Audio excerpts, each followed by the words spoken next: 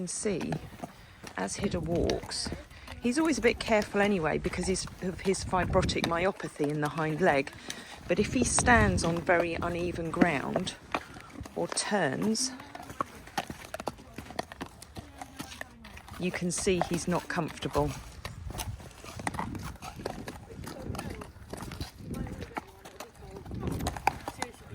We've arrived with little Hidde Hops there, teddy bear in the back. We're just waiting for Sam to come out. And we've got our own videographer today. So Bailey, I dragged him straight off the school bus onto the lorry to come with us. Are you happy to be filmed again? Is this my ticket to Strictly and I'm a celebrity? It is, yeah. Okay, well, bring it on. Sorry, right, concentrate. Yeah. Okay, so right, so Hidde, who obviously was up here a bit ago, for the last 8 weeks we've had Chris put some pads, like some gel pads on his feet because we thought that he had bruised soles because on our rocky ground he was really tentative the way he was walking.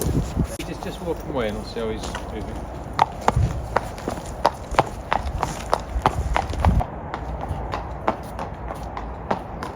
So obviously you can see it on the turn.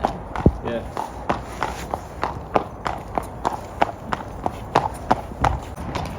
Okay, all right. Yeah, it's quite bad. Yeah, it is. I mean, you can see it's pretty pronounced at walk. But... Yeah. Right. Okay. And it's always that one presumably. Even though he's got pads on both. He put pads on both just in case.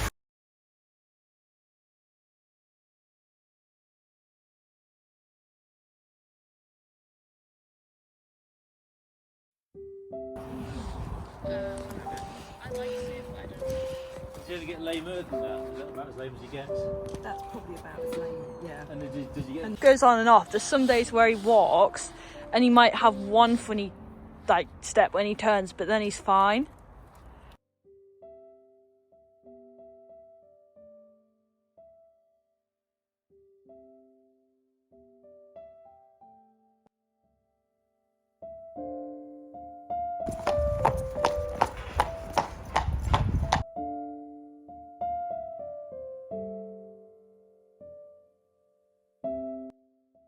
There's nothing screamingly obvious in that he's not responding at all to hoof testing. That lower limb flexion didn't really make a lot of difference. Right.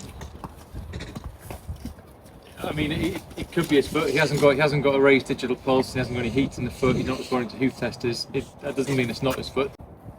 If he got sort of sore soles or a laminitis or anything like that, you'd expect him to have a raised pulse. Not always, but you'd expect him to.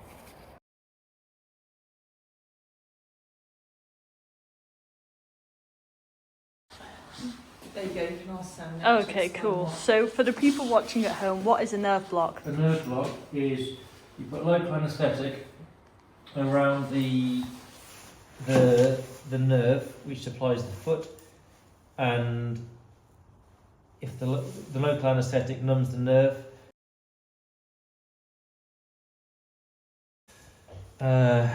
the horse goes either sound or improves because they then can't feel the foot, or therefore can't feel that it's painful, and then you know that it's the foot. Whereas if the horse is lame and you make the foot numb and the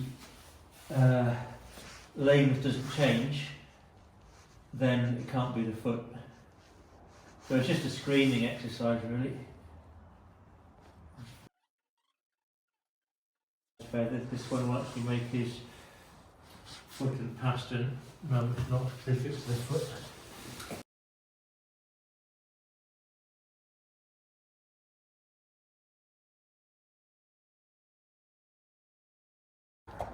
But he has been lamer than this then. He's not. I mean, he's lame. He's not massively lame. He's been. He's been sort of on three legs lame. Oh, completely, yeah. So literally like that. Like going along on his toe, which is what he was like on Friday. Right. Okay. I mean, I think if there is an abscess, it must have at least partially drained because of how much better he is. Put your foot down for me.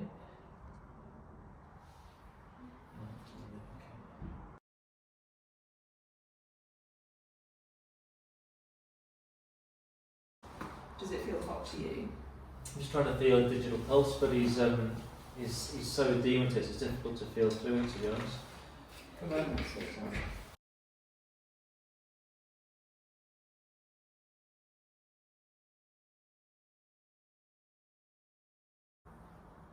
You did just walk him out here.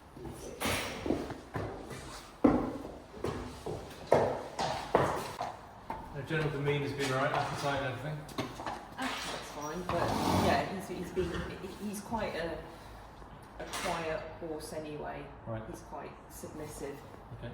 But I would say he's been feeling quite sorry for Right. himself. Okay.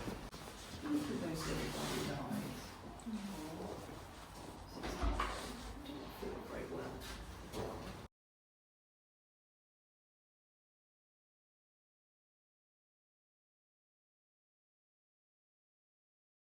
I'm thinking. He was flinching when his flinch is there on the back of that lock. And again, so was this sudden onset? Yeah. Like, He was fine on the Thursday. Right. Friday, he was hanging, lifting his leg. Like, He was out in the field or in the box? he was or? in the field, so in the morning he was laid down in the field, which is unusual because the field is really wet. He literally just hung his leg in the air as if to tell me that's what was hurting. Yeah.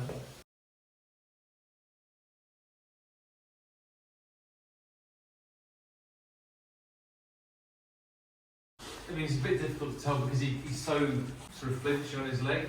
Yeah. He's moving it when I do something, which I'm sure isn't hurting him. He does seem to be fairly consistently sore around the back of the fetlock. Yeah. Yeah, I think it is more, sort of I definitely found that. inside on the back of the fetlock, about yeah, here. That's exactly where I found when I was clipping them and also when I washed them. Yeah. When I was rubbing on there to clean it. So, I mean, do you think it could be infected in there? Or? I don't think it's. I think it's much more likely to be. Well, either that he's damaged the sesamoid bone, or that more likely than that is he's got a soft tissue injury around the fetlock, either on the suspensory ligament joining onto the sesamoid bone, or one of the soft tissue structures on the inside of the fetlock. Right. We could X-ray him to see if it's damaged the sesamoid, but I think it's more likely that it's in which case ultrasound probably needing more information, apart from the fact that he's got such thick feathers. Ultrasound is. Well, you can clip them off if it's going to. Well, I mean, even if you cut them off, because their hair's so coarse, it's very difficult to get decent contact. We can try doing that, or otherwise it's a question of rest and bute for probably a fortnight to start with, and see how he is after that. The fact that he's walking relatively well, I mean, got an abscess or something really painful, whether it's stony ground, rocky ground, concrete, whatever, Yeah. it wouldn't make the difference in terms of being literally on 3 legs compared to walking like that. So this could be him having just strained something out in the field? Yes, absolutely. Yeah, 100%. Okay. So Yeah. rest him for 2 Yeah. weeks, see if there's an improvement. 2 view today Yes. for the first few days, or Yeah, no, I would do, yeah. Yeah. I need to stick it out. A lot of very technical equipment there. With pencil. That's lovely. Yeah, really high tech. Yeah. Just to make sure he's touched them, but yeah, he's not flinching on that one, Okay. and that one he's picked it up as soon as he touched it. So yeah, so we just take him out, see how he moves. If we can see in the camera plans.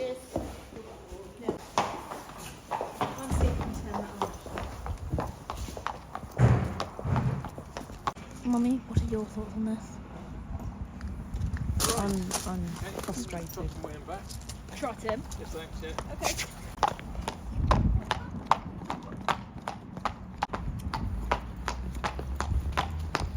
Okay, that's fine. He's not sound, but he's a lot better. No.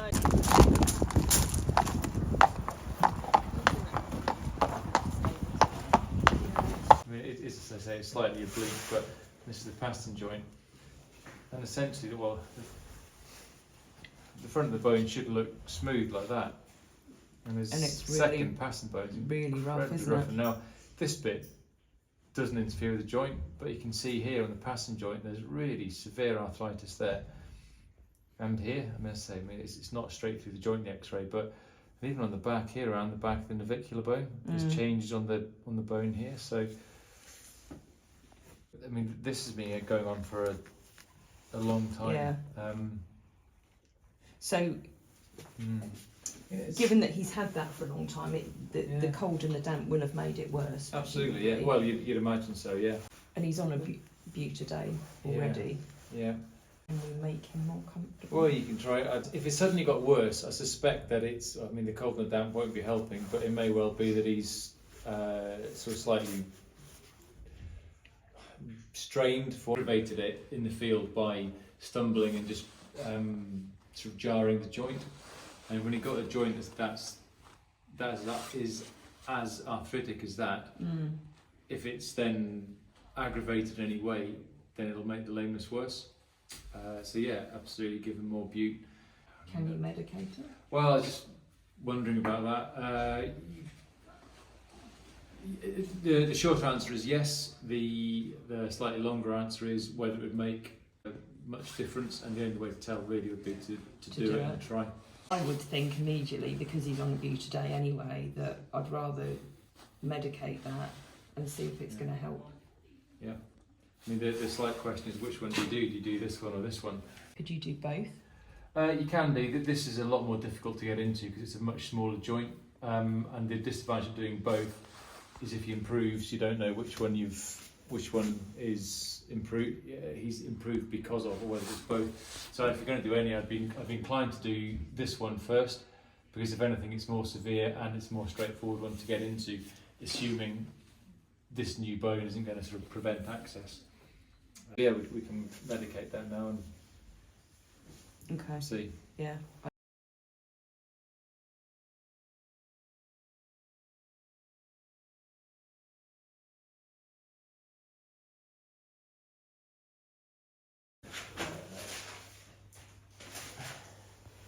Good lad. Let's see if you're sedated still.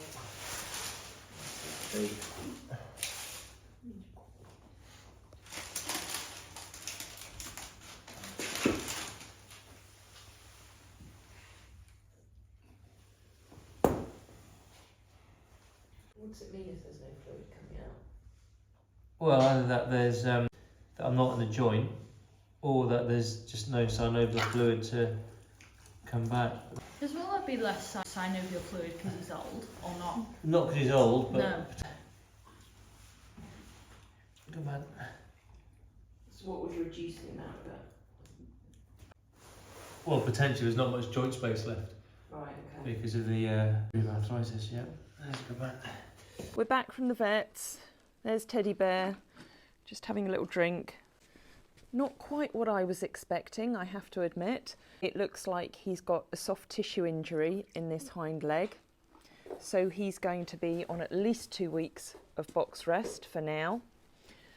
And Hidde Hops, who I was beginning to panic slightly that he'd got the same problem as Mabel in his front feet, it turns out it's arthritis that is really bothering him right now, which I know that he and Hoitzer are arthritic, and it's one of the reasons why they're on a Butadiene. The weather has been so wet, so damp, it really has taken its toll on the older boys. Clearly just the But alone hasn't been helping enough. So we've medicated his foot this afternoon and he's going to be staying in for a week. Mabel not only has one Mabel sitter now, here she is over here, she's got 2 Mabel sitters, which makes life a little challenging because obviously we only have the 3 stables up here, but we're going to have to just make the best of what we've got and try and keep everyone happy and comfortable. But at least we've got some answers to what the problem is with these 2. Hey Hidde, so you're not going to be out with your girls for a little while.